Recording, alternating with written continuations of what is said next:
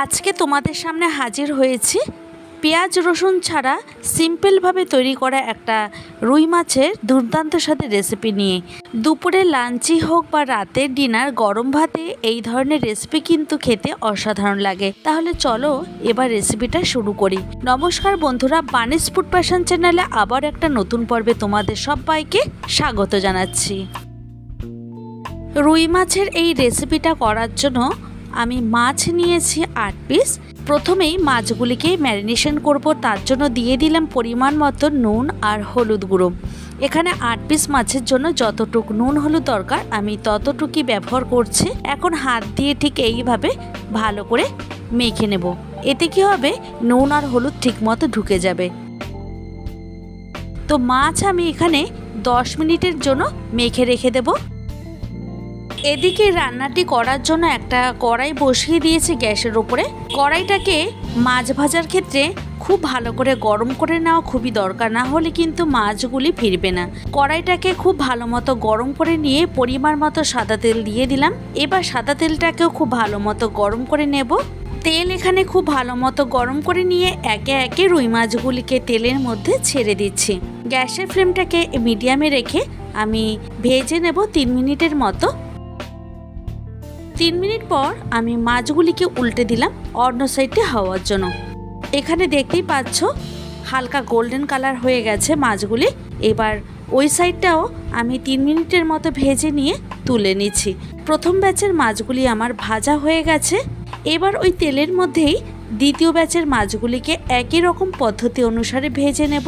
High আছে মাছগুলি ভাজলে ওপরের সারফেস পুড়ে যাবে আর ভিতর থেকে মাছগুলি কাঁচা থেকে যাবে। তো সেই জন্য আমি মিডিয়াম আছে ভেজে নেব। এখানে মাছগুলি ভাজা হচ্ছে, অন্যদিকে আমি তোমাদের দেখিয়ে দিয়েছি মাছ রান্না করার জন্য আর কি লাগবে। এখানে নিয়েছে বেগুন।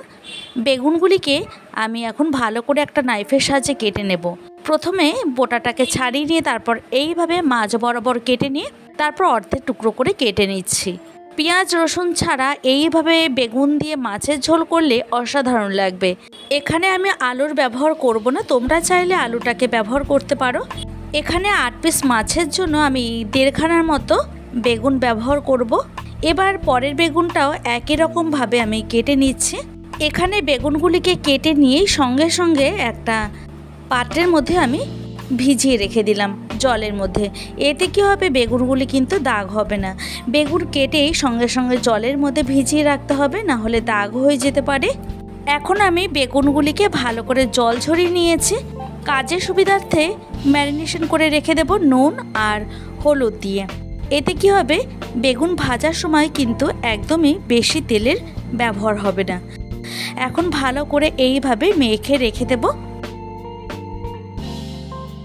এখানে দেখো মাছের এক সাইড ভাজা হয়ে গেছে, এবার অন্য সাইডটা ভেজে নেব। দ্বিতীয় ব্যাচের মাছ ভাজার সময়ে আমি গ্যাসের আঁচটাকে একদম কমিয়ে রেখেছিলাম। তারপর বেগুনগুলিকে ম্যারিনেশন করে নিয়েছি। আর এখানে দেখো মাছ ভাজা হয়ে যাওয়ার পর কিছুটা তেল তুলে রেখেছি। এবার ওই তেলের মধ্যে আরও বেশ খানিকটা পরিমাণে সর্ষে তেল দিয়ে দিলাম। এইভাবে দুরকম তেল মিশিয়ে রান্না করলে খেতে কিন্তু ভালো লাগে। এবার ওই তেলের মধ্যে আমি বেগুনগুলিকে খুব ভালো করে ভেজে নিচ্ছি। গ্যাসের ফ্লেমটাকে মিডিয়ামে রেখে প্রায় 2 থেকে 3 মিনিটের মতো ভেজে নেব। এখানে দেখতেই পাচ্ছ বেগুনের কালারগুলি চেঞ্জ হয়ে গেছে। এবার আমি তুলে নিচ্ছি। এইভাবে যদি আগে থেকেই নুন দিয়ে বেগুনগুলিকে ম্যারিনেশন করে রাখা যায় তাহলে কিন্তু তেলের পরিমাণ অনেকটাই কম লাগে।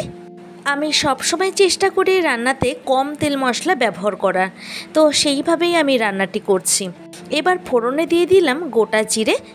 কয়েক সেকেন্ডের মতো ভেজে নিয়ে দিয়ে দিচ্ছি এর মধ্যে টমেটো কুচি।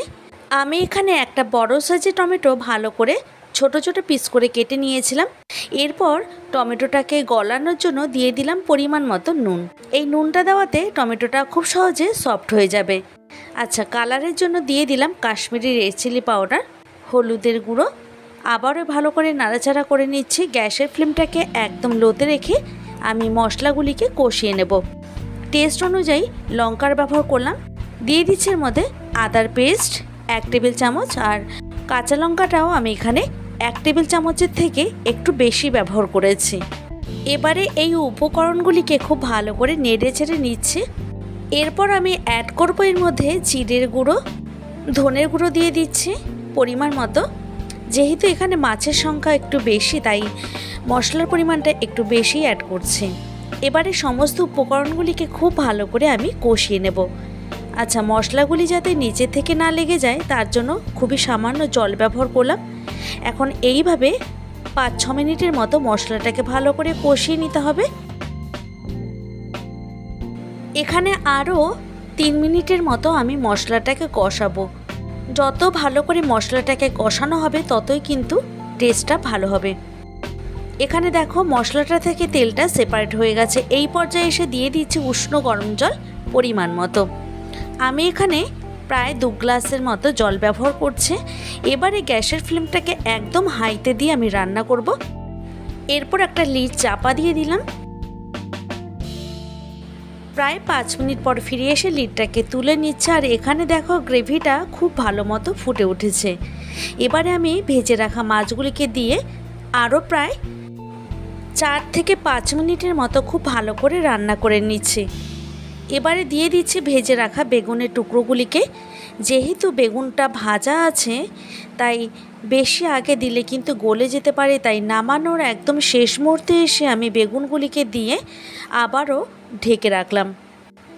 এইভাবে আমি ঢাকনা চাপা দিয়ে দিয়ে রান্নাটি করছি। এবার মাছগুলিকে উল্টে দিচ্ছি মাঝে মাঝে। এতে কী হবে, মাছের ভিতর সমস্ত নুন এবং মশলা ঠিকমতো ঢুকে যাবে।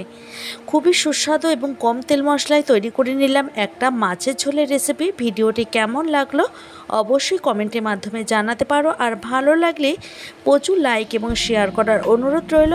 আবার দেখা হবে অন্য কোনো ভিডিওতে, অন্য কোনো দিন এবং অন্য কোনো সময়। তোমরা সবাই ভালো থেকো, সুস্থ থেকো।